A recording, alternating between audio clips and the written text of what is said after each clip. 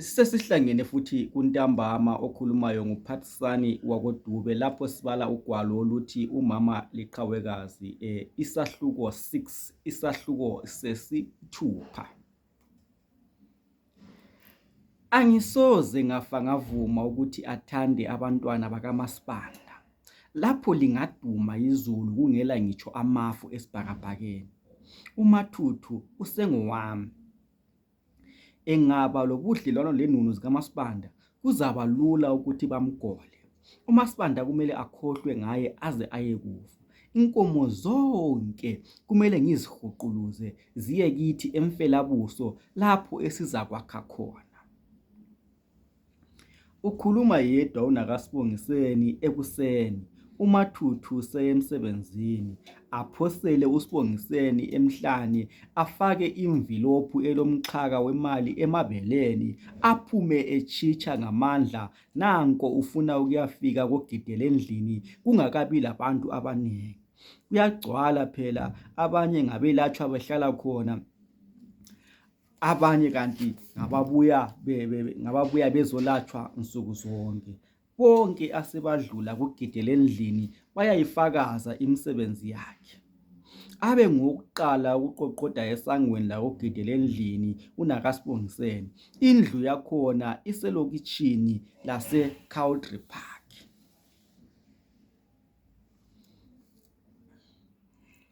Sakubona mama, ugogo uthe angikubuze ukuthi ufuna usizo na.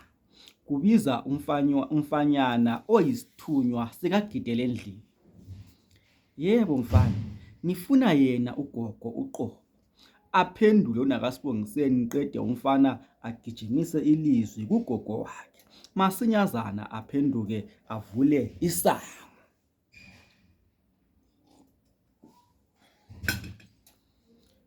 Ngena mama. Angene esejuluka ngokuthaba phela kwesinye isikhathi uyafika waliswe ukungena koGidelendlini.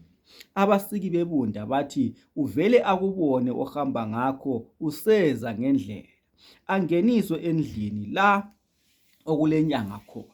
Ethuke nxa ebona uGidelendlini egaxe isikhumba senhlathu, evunule isikhumba sengwe. Athimule ngamandla nxa kungena uNakasibongiseni aphinde abhodle. Sengibabuzile abakhulu ukuthi wena ungabe uhamba ngani, kodwa kababoni lutho. Engabe ulande ukuze ngilinga na, ngihle ngithumele umncedisi wami akumimilize manje. Kutsho uGidelendlini amehlo elanquka ilangabi, eqhubeka ebhodla kakubi. Lumtshaye ngamandla uvalo uNakasibongiseni.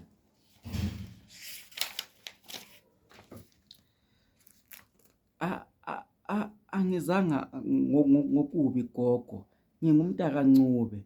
Wake wasiza umama esifa kodwa wenela ukufika lapha wahle waphila. Ubiza bani ngogogo wena? Ubona umuntu wesifazana khonapha? Yini indaba udelela abantu abadala Khuluma masinyane indaba yakho uyeke ukwetha inganekwane. Bakhona abagulela ukufa phandle abadinga usizo lukaGidelendlini ngokuphuthuma. Hatshi imbudane yakho Ahwabhe uGidelendlini ethe qochocho esihlalweni sesigodo. Aphahluke uNakasibongiseni uvalo selusegilweni. Uxolo khulu, uxolo. Ngihamba ngodaba lwami olula kakhulu. Umyeni wami wahlukana lomkakhe. Manje ufuna ukubuyela kuye ngesizathu sabantwana. Kodwa mina ngifuna akhohlwe ngabo bonke. Bengifuna wena umtshele ukuthi akala mntwana lalowo mfazi ukuze akwazi ukuchuma ahlale lami ingunaphakade. Ngitshilo ngathi uze ngilinga. Kangisiyo nyanga mthakathi. Engingahlukanisa ubaba labantu bakhe ukuze wena ichithamuzi uthole inhlala kuhle. Ungalinge ungizwe ngozipho okwekhomane. Uyangizwa siphukuphuku somfazi. Amhleke usulu aphinde ebophe ubuso uGidelendlini. Usebhodla ungapheliyo manje. Ahwatshe imvilophu uNakasibongiseni ayithi qithi phambili kukaGidelendlini. kuphume umxhaka wemali kuyo kuze kwethuke yena ogidela endlini. Kakhulu uMathuthu kumele abekwazi ukuthi kala lo yedwa umntwana lo Masibanda. Ngifuna wenze uMasibanda amnukele phu okweqaqa abe yisitha sakhe esikhulu, kutsho uNakasibongiseni. Awuboni ke mzukulu, sesingakhuluma khathesi. Eqinisweni kayikho indoda yesihlahla. uMasibanda kumele akwamukele ukuthi kasathandeki. uMathuthu ngizamchuka ngimenze anukelwe nguMasibanda kanye lenzalo yakhe. Ngizamtshela ukuthi waqala ukuzala mhla eselawe. Kumele umphathe kuhle uze uye kufa ukuze engakhumbuli emuva. Angithi siyezwana? Kutsho ugidela endlini ekhangele envelope ephansi ngamehlo ayilangazelelayo. Ngiyabonga kakhulu. Ngizabuya sengilaye uMathuthu ekuthambameni kwelanga lalamuhla. Ngicela umtshele aze avume ngekhanda. Umkakhe wakuqala nguMasibanda, abantwana nguThando, uMbekezeli kanye loKaren. Ubaqambe bonke ukuze akukholisise. Sengizabona ngani ntambama mzukulu, lokho kuchiye kwezami izandla. Achelese ngamandla uNakasibongiseni asale ugidela endlini ethabele imali. Sekumphuzele uhamba kwelanga uNakasibongiseni esasendleleni ebuyela endlini, lukhale ucingo lwakhe alubambe masinya esithi, Mathuthu wami, kunjani baba? Isithandwa sami, ngiyaphila. Izikhathi azihambi uyazi. Kungathi ngilenyanga ngingakwazi kodwa kungamahola angatheni nje. Sengizabe ngibuya lawe esikolo ukuze ngibe ngikubuka usuku lonke mancu. Angidakeke ngawe ngilosi yami yasemhlabeni. Wenzani lapho khathesi? uMathuthu lo sekuyisikhathi sokuphumula esikolo ngoba ihola le-10 seliqoqodile. Ngilwisa ukuhlanza igumbi sithandwa sami. Hey, litsho liphinde lelo. Kimi kungathi kuleminyaka emibili yonke singabonani. Sebenza baba, usebenzele umntanethu ukuze abe lekusasa elehlisileyo njengoluju lwezinyosi. Agegedeke ecingweni okomntwana oqunjwa-qunjwayo uMathuthu. Uzangephula imbambo ubotshwe sithandwa sami. Lalela ke gugu lami. Ngizaphangisa ukubuya lamhla ukuze siye enyangeni ugidele endlini. Uhlale ulungiselele. eMathuthu baba, ngizalinda sibili. Laphana singathola usizo kakhulu. Avumele phezulu uNakasibongiseni qede bavalelisane kubusa injabulo. Sihambe isikhathi kuze kufike leyo mini yantambama. uMathuthu ebuye ehuba okwezulu elilomoya. Abingelele edobha uSibongiseni esithi, utshone njani Somoya? Unjani uMathuthu omncane? Ngiyakuthanda mfana wami. Khula ube yindoda, sichaye abantu abazenzisayo. Akhulume uMathuthu edlalisa umntwana kuze kuchazeke lonina. Akukho okubi inhloko yomuzi wethu. Wena ufundise njani abantwana babantu? Asethembeka uzange ubabhaxabule phela ngiyakwazi wena.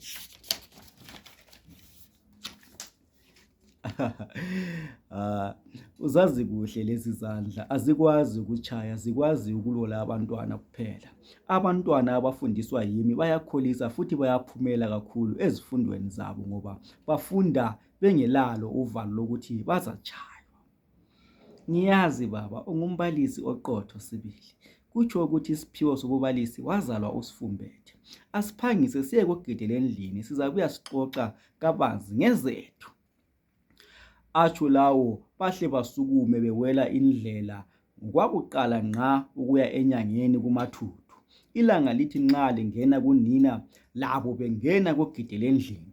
Bamfice ekhona, abangenise. Ahwabhe aphinde athimule kabuhlungu esevule amehlo amakhulu athi, Mathuthu lo Mancubi, ngiboniswe lisaphuma emzini wenu ukuthi lisefuna usizo lapha.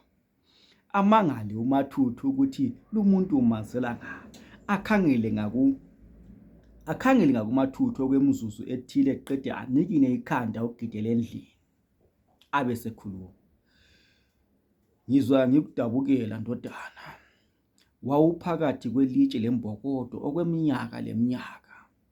Ugcine abantwana bamanye amadoda. KuMaSibanda ubungakathathi lapha. Sibonge intombi yakoNcube eyabuya ngokulunga kuwe. Khathesi isikuvule amehlo yakuvusela isibongo sabokhokho bakho. UMathuthu usezonde kabi lentsha angayidla. Usefisa lokusukuma ayebamba uMaSibanda ngezakhe izandla amkhame ahle afe. Abhodle ugidele endlini aphinde agqibe igwayi emakhaleni athimule kakhulu kulakuqala. Akhangele uNakasibongiseni athi, "Mancube, siyabonga. Uyiphathe kuhle lindoda ngoba uthole indoda emadodeni.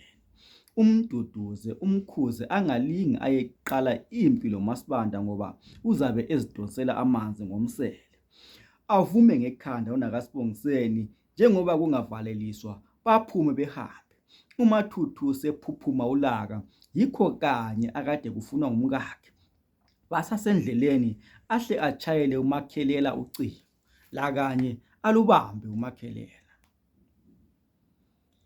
Gazi lami kunjani?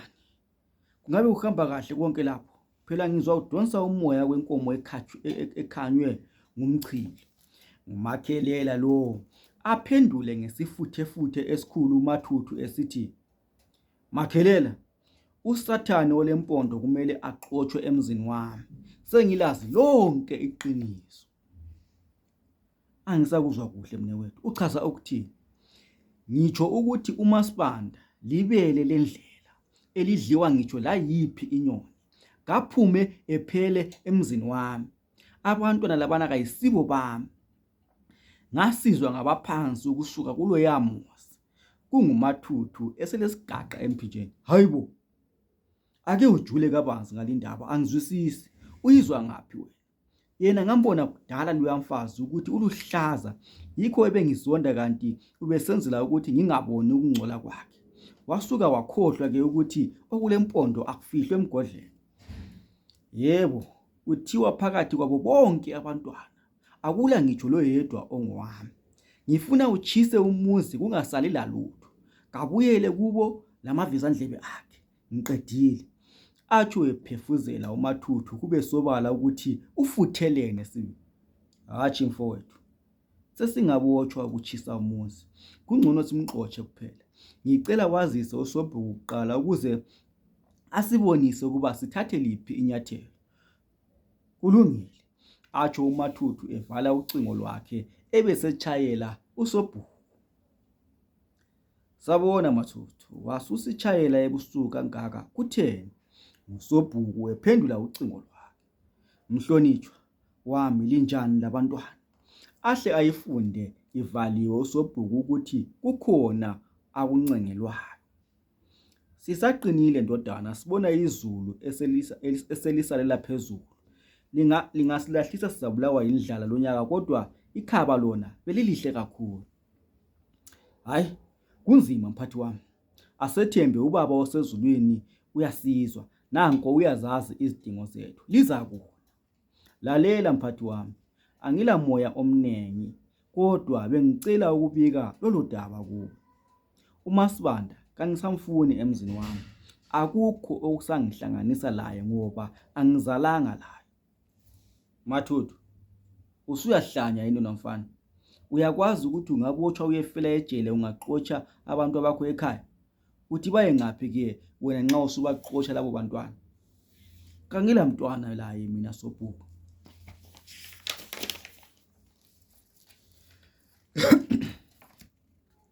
Loba kunjalo Mathuthu, kodwa umthetho awusebenzi ngaleyo ndlela. Kufanele ulandele umthetho njalo ucabange njengendoda. Mina angisangeni indawo. Yenza okubonayo. Ungakhali ngomuntu nxa usungene enkingeni. Kulandula uSobhuku aluvale ucingo uMathuthu enqapha. uSobhuku lo kumbe nguye walela lo Masibanda? Kungani emvikela? Nxa manje. Utheni baba? Mhlawumbe kukhulu akufihlayo phela kaphathenjwa osobhuku kulezi insuku nguNakasibongiseni egubha izindaba kumathupha. Uthi akwenzi ukuthi ngixotshe uMaSibanda labantwana ngoba umthetho kawungivumeli. Kukhulu akufihlayo lubaba, mhlawumbe ngabantwana bakhe labayana bavele bayamutshwa. Uyahlanya lo baba. Kahambe kibo uMaSibanda, kalazo izihlobo zabazali bakhe. Ungakhathazeki, icebo lizazakha. Ukudla sekulungile, asidle siyelala ngilesipho engifuna ukukupha sona lamhla. Atsho uNakasibongiseni eguqa emgeza izandla. Adle babaza ubunandi bokudla okuphekwe ngowakwakhe qede bayelala. Alale esonga esithi uzavuka etshayela uMaSibanda ukuze amxotshe ngoba emenyanya labantwana bakhe. Ngakusisa uMathuthu athi nxa evuka afice amanzi okugeza eselungile, agele ngaphakathi ebabaza impathu yomkakhe, axhumane loMaSibanda ngokuphangisa. Unjani sekaThando?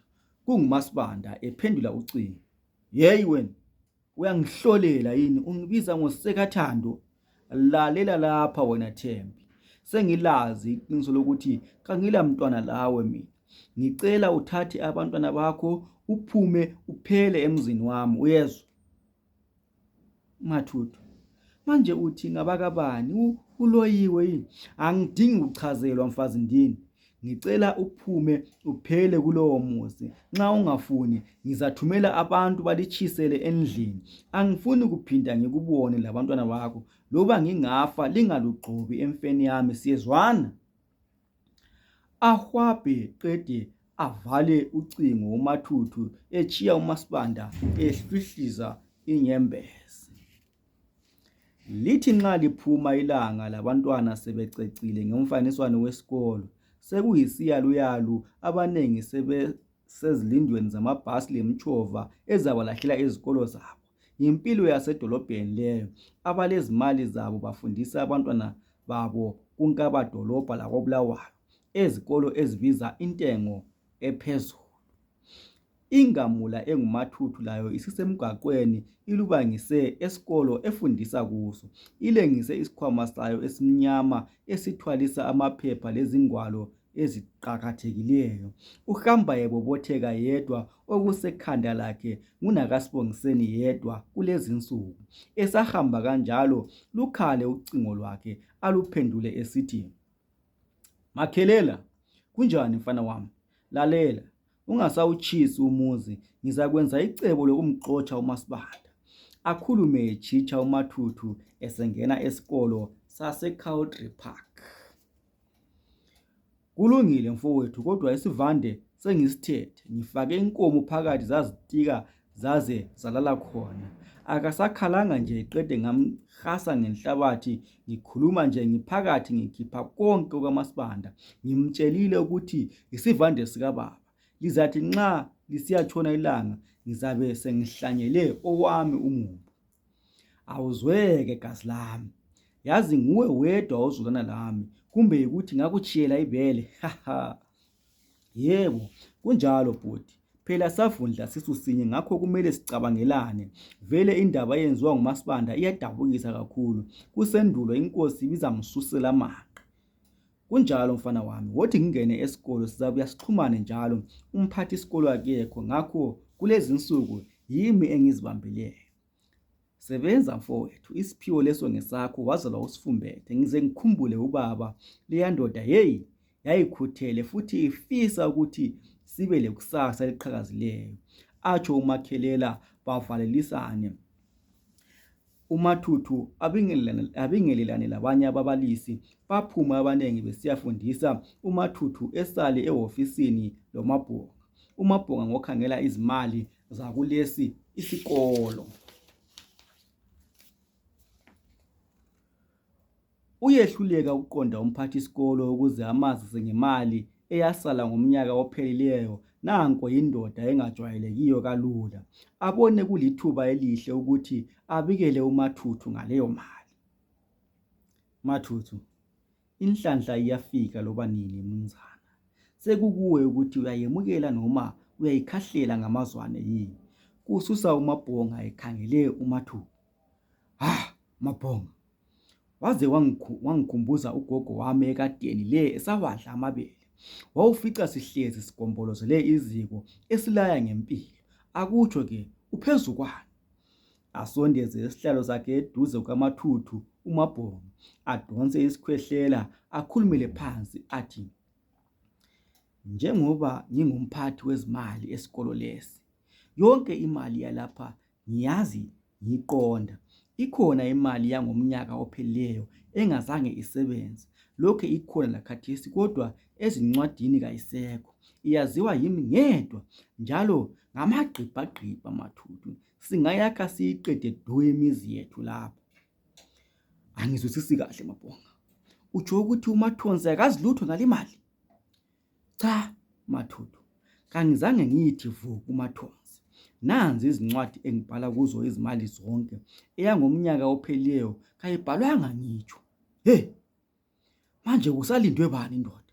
Asiyihuquluze leyo mali. Phela umdali upha ngendlela ezijiyeneyo. Igqibe yonke esakeni sizayabelana nxa singatshayisa. Avumele phezulu uMathuthu, ibe mhlophe inhliziyo kaMabhonga. Isimo selizwe sesintengantenga. Vele imali abayiholayo isiqala ukwenela nzima izidingo zabo zonke. Uyindoda Mathuthu, sibindi uyabulala, sibindi uyaphilisa ngempela. Kuhlekelela uMabhonga. uMathuthu amtshele ukuthi akahle atshayise emsebenzini ukuze ahambe le mali le, kungekho loyedwa ombonayo.